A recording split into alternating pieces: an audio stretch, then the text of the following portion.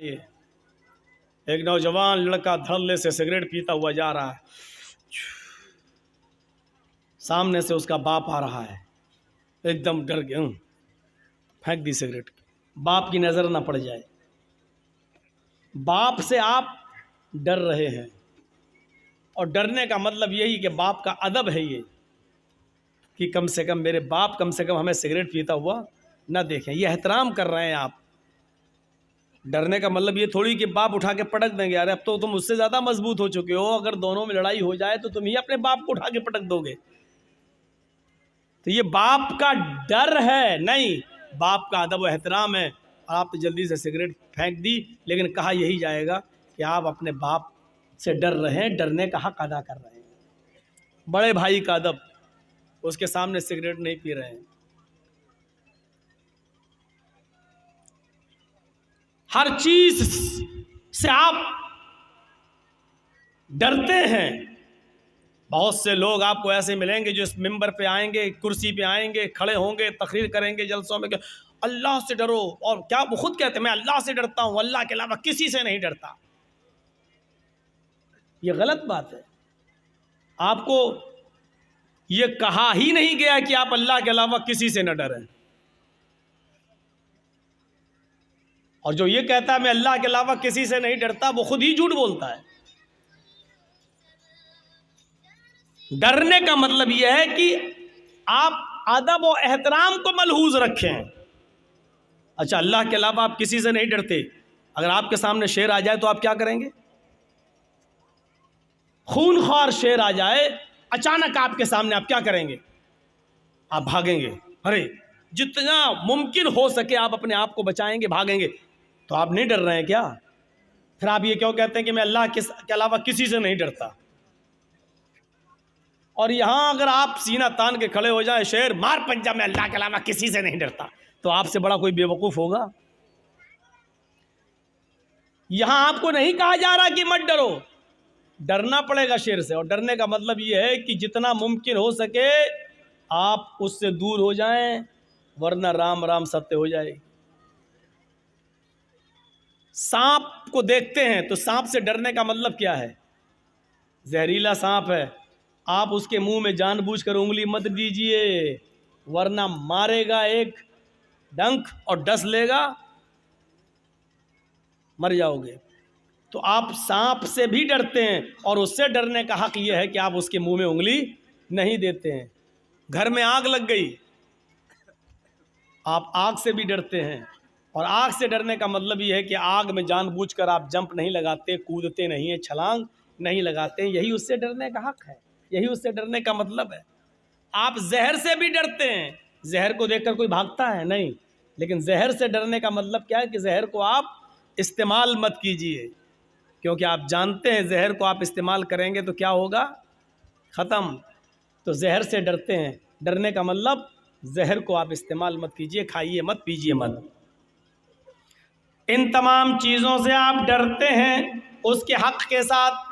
जहर से डरते हैं, उसको इस्तेमाल नहीं करते। आग से डरते हैं, उसके अंदर जंप नहीं लगाते। शेर से डरते हैं, उसके सामने आप छलांग नहीं लगाते। सांप और बिच्छू से भी आप डरते हैं, उनके डसने से आप दूर रहते हैं, उसके करीब नहीं जाते। जिस तरीके से इन चीज़ों से आप डरते हैं, उसके हक़ के साथ अल्लाह ताला ने फरमाया या अय्युहल्लज़ीना आमनुत्तकुल्लाह हक़्क़ तुक़ाती, ईमानो वालो तुम अल्लाह से भी डरो जैसा उससे डरने का हक़ है। अब अल्लाह से डरने का हक़ क्या? अल्लाह को देखकर भागो? नहीं, अल्लाह से डरने का हक़ ये है, उसका मतलब ये है कि अल्लाह ने जन्नत और जहन्नम दोनों बनाई है, उससे डरने का हक। उसका मतलब यह है कि वो काम कीजिए जो आपको जन्नत में ले जाएं, और उन कामों से बचिए जो काम करने पर आप जहन्नम में जा रहे हैं। ऐसे कामों से बचिए जो काम करने पर आप अज़ाबे कब्र के मुस्तहिक हो रहे हैं, अज़ाबे जहन्नम के मुस्तहिक हो रहे हैं। अल्लाह रब्बुल आलमीन ने जो अहकाम नाफिज किए हैं उनको बजा लाइए, और जो नवाही जो मनहियात से आपको रोका उससे बाज आ जाइए। ये अल्लाह से डरने का हक़ है, ये अल्लाह से डरने का मतलब है। ट्रेन चल रही हो, आप ट्रेन में सफ़र कर रहे हो, ट्रेन में आपने सफ़र किया होगा, देखते होंगे 3 सीटें होती हैं, एक लोअर, एक मिडिल, एक अपर।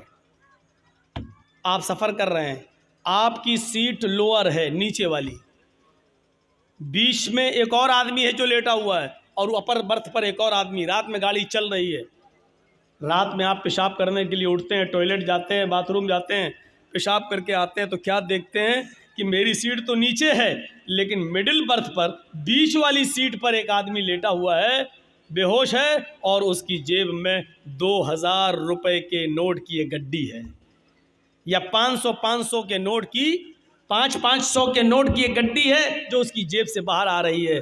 आपने देखा है, माशाअल्लाह सब सो रहे हैं, मौका अच्छा है, पूरा कोच सो रहा है, और बीच वाली बर्थ पर लेटे हुए आदमी से 2000 के नोट की गड्डी बाहर आ रही है। आपने फिर एक बार देखा, चोर भी चोरी करने से पहले डरता है, देख लेता है, और जो बंदूक रख के या पिस्टल रख के कहते हैं निकाल जितना, कितना तेरे पास, ये चोर नहीं है, ये डकैत हैं, ये डाकू हैं। तो अब जेब से नोट की गड्डी निकालने से पहले भी आदमी डर रहा है, देख रहा है, देखें कोई देख तो नहीं रहा है, देख ले तो फ़ायदा क्या है। आपने देखा कि सब सो रहे हैं, पूरा कोच सो रहा है, आपने हाथ बढ़ा दिया, 2000 के नोट की गड्डी निकालना चाह रहे हैं, बढ़ा दिया, लेकिन नोट पर आपका कि पूरी दस्तरस हो गई, पूरी कुदरत जैसी पकड़ी नोट की गड्डी, अब बस खींचने वाले हैं। आपने सोचा एक बार और देख लूं, कोई देख तो नहीं रहा है। अचानक आपकी नज़र मिडिल बर्थ के ऊपर जो अपर बर्थ है उस पर पड़ती है। क्या देखते हैं कि ऊपर जो आदमी लेटा हुआ है वो आपकी हरकत को देख रहा है। बताइए इस वक्त क्या कंडीशन होगी हमारी और आपकी, या जो भी पैसे निकाल रहा हो उसकी क्या कंडीशन होगी। आप अब निकालेंगे नहीं, जेब में घुसेड़ने लगेंगे पैसे, और ऊपर वाले आदमी से कहेंगे भाई साहब देखो इसका पैसा निकल रहा था, मैं अंदर कर रहा हूँ, मैं निकाल नहीं रहा हूँ, मैं चोरी नहीं कर रहा हूँ, मैं अंदर कर रहा हूँ। या दूसरा रास्ता ये होगा, चुप रहो, किसी से कहना नहीं, निस्फुन ली व निस्फुन लकुम, आधा मेरा आधा तेरा, और कोई ज़रूरी नहीं वो ईमानदार हुआ, नहीं माना तो। तीसरा रास्ता एक और है, वो ये है कि आप उसको आधा पैसा ना दें और नोट की गड्डी भी रखना गवारा ना करें, आप निकाल लें, लेकिन डर है कि ऊपर वाला आदमी शोर ना कर दे, और शोर कर देगा तो पूरे कोच जो हमारा स्वागत करेगी जो जूते चप्पलों से। तो एक रास्ता और है कि नोटों की गड्डी लेकर चलती हुई ट्रेन से हम कूद जाएं और नीचे छलांग लगा जाएं, और ये रिस्क आप लेंगे नहीं क्योंकि इसमें आपकी जान जाने का खतरा है। बस दो ही रास्ते हैं, या तो नोट की गड्डी अंदर कर दें या फिर ऊपर वाले को लालच दे दें। जब एक मामूली सा छोटा सा काम, छोटा सा गुनाह आप करने जा रहे हैं, लेकिन ऊपर वाले आदमी ने इस गुनाह के करते हुए आपको देख लिया है, तो चोरी करने की हिम्मत नहीं होगी। यही अल्लाह से डरने का हक यही है कि एक मुसलमान जब कोई गुनाह के करीब जाए, शराब की बोतल उसके हाथ में हो, तो उसके दिल में और दिमाग में तसव्वुर आ जाए कि सारी कायनात हमें देख रही हो या ना देख रही हो, लेकिन अल्लाह रब्बुल आलमीन की ज़ात मुझे ज़रूर देख रही है। मेरे माँ बाप मुझे देख रहे हो या ना देख रहे हो, लेकिन अल्लाह रब्बुल आलमीन की ज़ात मुझे ज़रूर देख रही है। ये तसव्वुर अगर हमारे दिलो दिमाग में आ जाता है मेरे भाई, और शराब की बोतल हम छोड़ देते हैं, जुआ खेलना हम छोड़ देते हैं, बीड़ी सिगरेट पीना हम छोड़ देते हैं, हर गलत काम करते वक्त ये तसव्वुर आ जाए कि दुनिया की कोई निगाह हमको देख रही हो या ना देख रही हो, लेकिन अल्लाह रब्बुल आलमीन की ज़ात तो मुझे देख रही है, ये तसव्वुर अगर हमारे दिलो दिमाग में आ जाए तो हम गुनाह छोड़ दें। लेकिन ये तसव्वुर आना चाहिए कि अल्लाह की ज़ात हमें देख रही है। ये है अल्लाह से डरने का मतलब।